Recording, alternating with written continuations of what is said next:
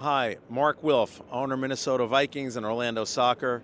Just spoke at the Leaders Conference about leadership, sports business, and all things about the NFL, NWSL, and MLS. Hope you enjoy it.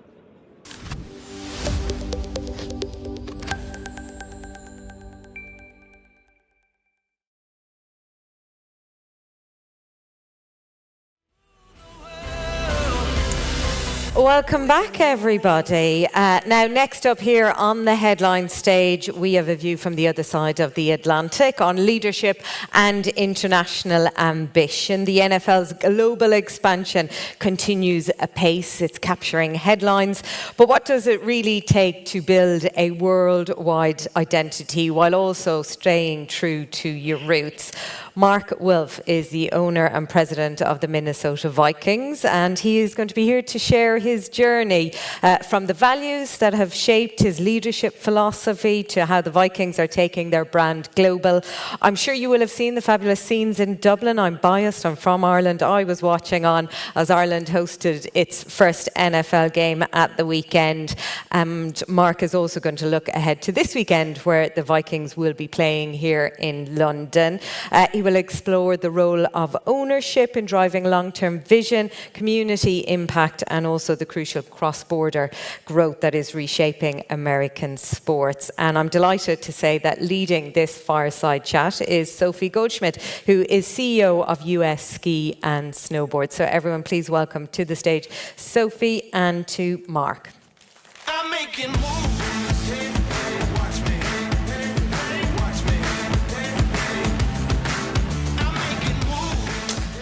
Okay, and just to get the juices flowing and things warmed up, we've got a little sizzle video to bring Mark out. If we could play that, please.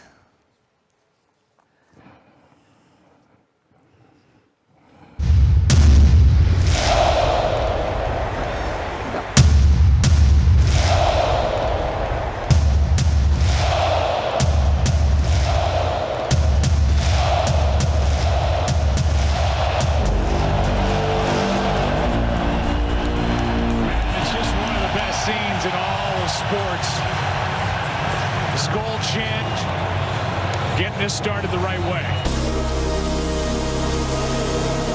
The revolution about to be televised. You picked the right time, but the wrong guy. Someone better stop it. Hey, I'm tripping, I'm sliding, I'm riding through the back like. The storm is here. The hand is sneaking hate me. Come on in, mama. Jamie!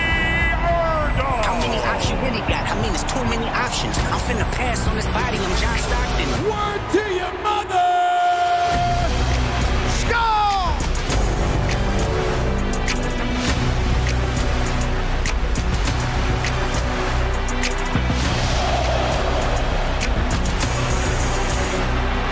City is back up, it's a must, we outside. Go Vikings, let's go!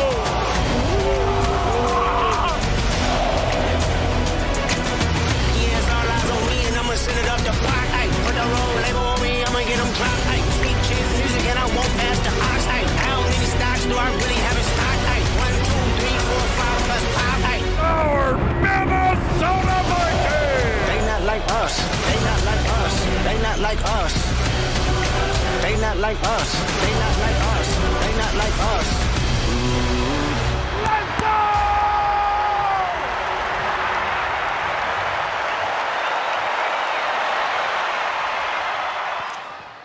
Well, that's quite an entrance for you, Mark. Pleasure, thank you. I can see why you've won various fan engagement awards and I think best atmosphere in the NFL for the last couple of years. That looks pretty special. But thank you for joining us today. Great to have you here. I know you're just in from Ireland, getting ready for the game at Spurs this weekend. That's right. Great to be here, and hopefully this week will be a victorious one for us. Yeah. Well, hopefully we bring you some luck with this interview. Just to start off with, you've celebrated 20 years this past summer of owning the Vikings, quite a run. Can you talk a little bit about your journey as an owner, just the values that you've tried to instill, culturally, what else you've done to make the franchise so successful? Well, it's been a tremendous experience to be part of the sports world. It's a great privilege and responsibility. It's a great thing personally for our family to be part of the NFL and MLS and the NWSL and all these great franchises. And for us, the journey, and you touched on it in the video, we have some key priorities. Of course, winning championships, number one. Number two, making the fan experience as special as possible. Number three, making sure we give back and are part of the community. That's something very important to us. And of course, at the same time, promoting football, soccer, the sports that we engage people in. So that's been our philosophy. We view it as being stewards of really great community assets, and it's a great industry to be in. Awesome. The NFL's obviously been very bullish now for quite a few years on bringing games to Europe and internationally, and you've been very supportive of that. I think you just mentioned outside 4 games in 3 years. Just talk about why you support that and what you've seen during that time. Well, we've been very supportive of it. This will be our 6th international regular season game. We had many preseason games before that, our 4th in the last couple of years. So we're very much bullish on the growth of our game internationally. Now there are currently, I think, 14 million fans in the UK of the NFL. And we've seen the growth just in the past 15 years since the first games were played here. The fans are super educated. It's not just expats. Many local people and people from all over Europe are coming to the game. And we saw it in Dublin now, a new market for us as well. So we're excited about the possibility to help grow the game. The UK market is actually a marketing environment for our team as well. So we're trying to set up our club here as well, and we're growing that, and we've devoted staff and resources to that. And then what's the reaction been from the fans? Over here, we've seen mixed sort of reactions when the Premier League's threatened to take games overseas. How have your fans embraced it? They've been tremendous. We do a lot around the games as well. We have tremendous fan support. They travel, many from America. Our sponsors come over here. We use it as an opportunity to engage our business community. In fact, the governor of Minnesota was in Dublin doing a trade event around the game. So there are many opportunities around it, but our fans have been super supportive, and we're growing fans all over. And the Vikings actually, including our logo, have a European presence and feel. So we have people from Scandinavia and from all over Europe coming to our games as well. Yeah, that's great. I touched on it a little bit earlier, but you consistently receive accolades about your fan experience. Just last year, you were #1 in overall fan game day experience, and various other surveys, you've come out on top. Just talk a little bit more, if you can, in detail about how do you go about that? What kind of structure do you have internally? How are you taking maybe a different approach to others to be topping those lists? Well, we make sure it's a priority, like I said. So we as ownership, we made sure to set from day one that we're going to provide the resources necessary. And from there, we have an incredible fan base and an incredible staff led by our COO, Andrew Miller, who's here today, and our entire team, really focused in on making sure the game day experience is special. And it's about family, too. We are a family ownership, and we like to also include our fandom, our community, and have a family experience. For us, personally, we grew up loving the game of football, and we want our fans to have the same kind of experience. So I will never forget when we opened our stadium 10 years ago. It's hard to believe it's 10 years, but we have the largest pivoting doors in the world that open up to the community.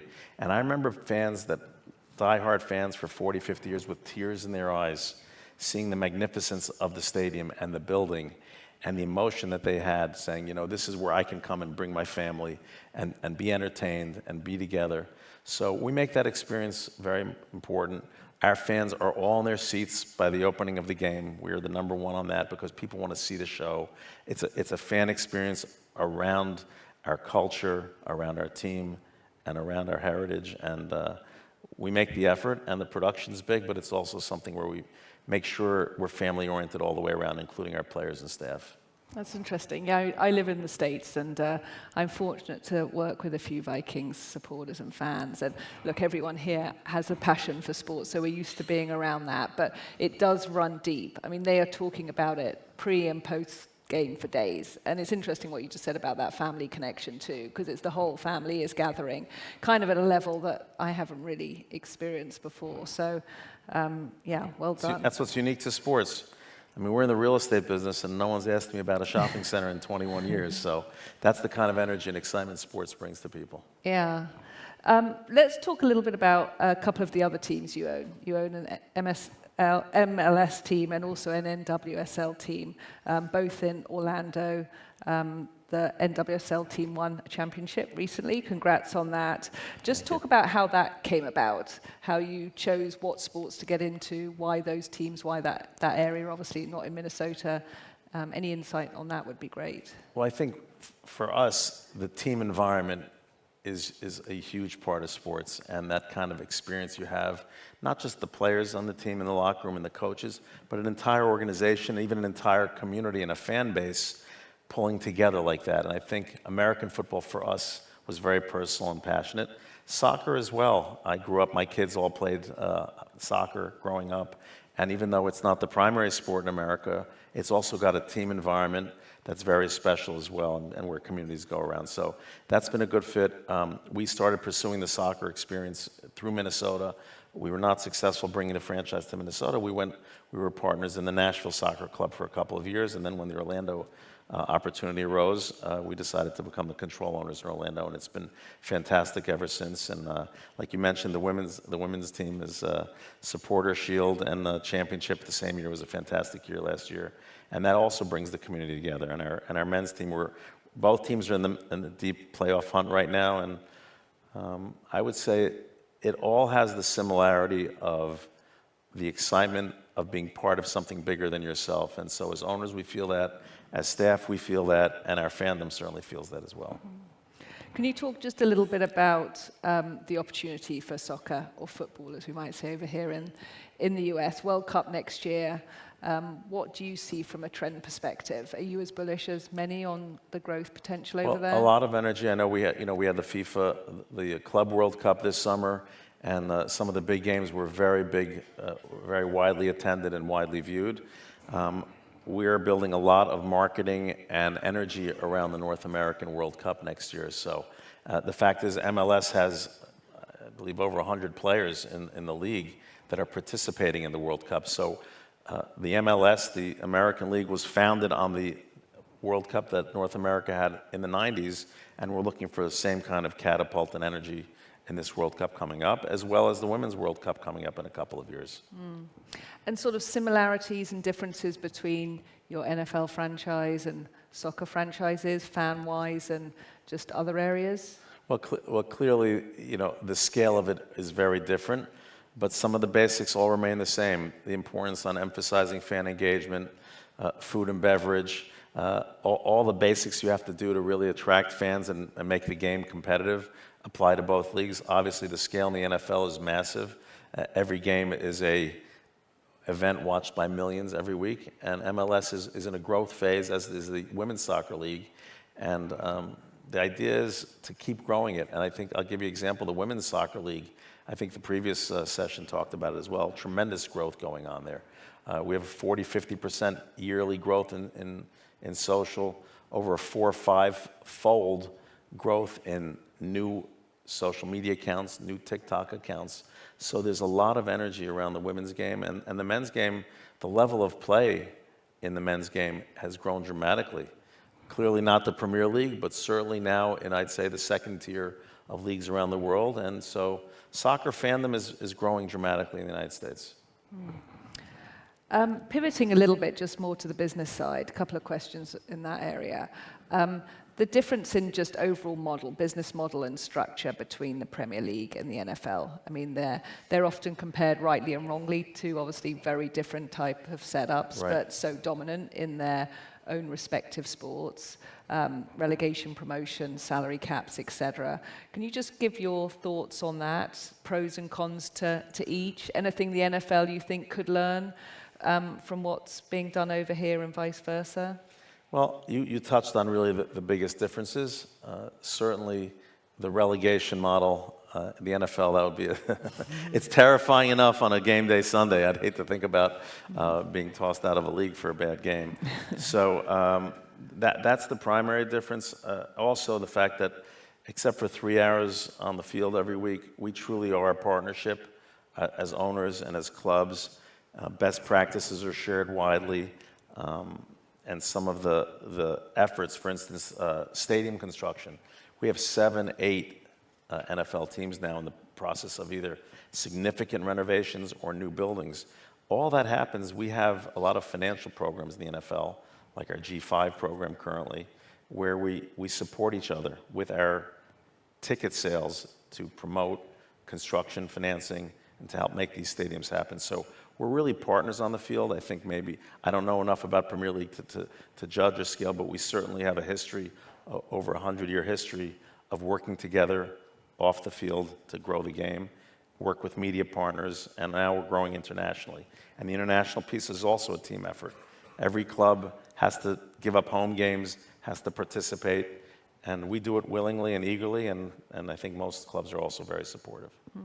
Can you talk just a little bit about how that happens practically? Because again, NFL is competitive as any league. You know, huge investments that owners are making, like you've said a couple of times, winning means everything.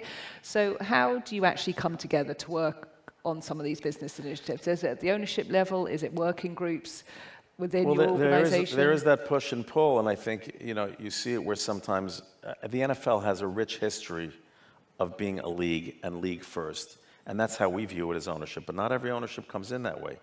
Some people are coming at it in a purely investment mode. We like to look at it as a long-term asset, and I think with that long-term outlook, you can do long-term capital investment. You can think big picture, and your team or your league doesn't vary week to week or year to year based on the performance. So I think it's a proven model. It's worked well. The Premier League, of course, there's teams that are in the boxed area that very rarely get relegated, but you have a lot of movement. Now, it's very exciting for the fans, but I think the NFL model is very business model oriented. Yeah.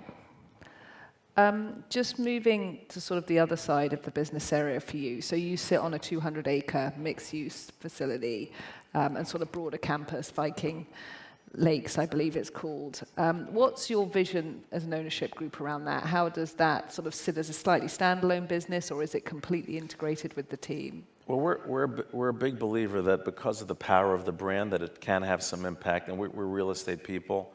And when we built the stadium, we promoted that the part of Minneapolis that we built in was kind of not in a great state. And we had over $1 billion of economic development that happened around the stadium, not necessarily ours. Same thing with our practice facility. We bought a 200-acre campus in Eagan, Minnesota. It's 20 minutes outside of Minneapolis, a suburb. And our facility is 40 acres of it, but the rest of it is, we have a world-class Omni Hotel. We also have Twin City Orthopedics, our medical partners, and we have a massive medical building there, a hospital, and we have a stadium where we have community events. We have high school events nearly every week. We have a minor league women's soccer team that plays there. We have Premier Lacrosse, World Fitness Games. So it brings the community together. It leverages the brand, and it's worked out really well so far. And many clubs are in that mode too. And the same thing over here. I think Tottenham and other cities, Tottenham where we're playing in other places, there is some real estate that's always part of the business model and investment. Yeah, I was going to say you sort of were ahead of the curve because you built this new stadium 10 years ago, but it seems that trend towards these broader multi-purpose facilities, which, yes, we're definitely seeing over here and in Europe, but it's been happening for a while in the US. And now with private equity being able to take on stakes within teams as well, do you see that accelerating? Or do you feel most teams have kind of already established that? Many teams, especially teams that are where the NFL business or the sports business is their only business. We're fortunate that we have other businesses, but that kind of capital from private equity does help fuel the investment in stadiums and real estate investments around the team. So I think it's important. It's a trend that's here to stay. Shifting a little bit to the women's side of things, girls flag football, the NFL have really got behind that. Obviously exciting to see how football is going to be integrated into the Olympics in 28 as well.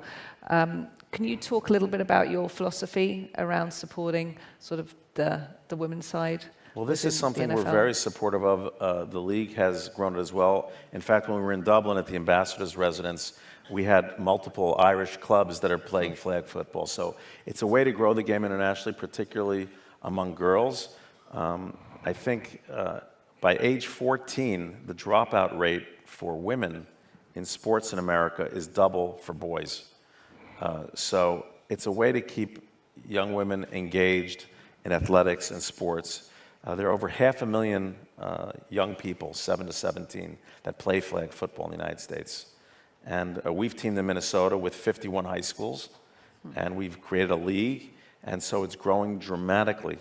Almost 50,000 high school students playing flag football. And it's a way to promote the game, it's a way to promote a love of the game, but it's also a way to empower women to participate, young girls to participate in sports, where that's been an issue in America for a long time, and worldwide. Yeah. And too early, or have you seen an impact on your fan base and just how that makeup might be changing? Oh no, we've had a significant impact on our fan base. We have many people, players. We have some great stories around the game, and so flag football is here to stay, and it's certainly a great way to engage young people and families that are around it. Shifting again direction, just sort of the value-led side of what you do and the impact in a broader way on the community. Second-generation Holocaust survivors, your family, long been advocates of helping others. We were talking out back. You've obviously traveled to the region a lot recently. Can you talk about, just from an organizational standpoint, how you kind of push making the biggest impact you can from a community standpoint? You've talked about it from sort of the business, mixed use area, facility, obviously just your core values, but just more broadly, what does that mean to you and how have you gone about it? Being a platform for good, being engaged in the community is a cornerstone of our ownership. I think it's a cornerstone for all of us in the sports business, and we've really leaned in on that. I think it's something very powerful, and it can really make an impact. In fact, in the Minnesota community, we have a Vikings Table. We've served over 100,000 meals in the past 4 or 5 years to kids that need, have food insecurity. So we're very, very engaged in that kind of engagement. We also work with our players on social justice. We have a fund. We invest millions of dollars, and a good portion of those funds, we ask the players for their priorities. And we ask them what organizations, what causes are you involved in, whether it be criminal justice reform or what have you. We work with the players and invest. So, we bring young people. We have a trip with the Project Success Group in Minnesota. It's young high school kids that have never left the city, underprivileged kids, and we bring them to Washington. We spend a day at the African American Museum, and as well as the Holocaust Museum, and we talk about the consequences of intolerance and bias and prejudice. And so our football, our sports platform, allows us to engage in the community in a unique way, and we lean into that. It's awesome. Very impressive. Well, it looks like we're out of time, but thank you for taking time to be with us today. I know you've got a busy schedule, and congrats on everything you've already achieved. Can't wait to see what more the Vikings do, both on and off the field. Thanks for being with us. Thanks so much, Sophie. Thank you.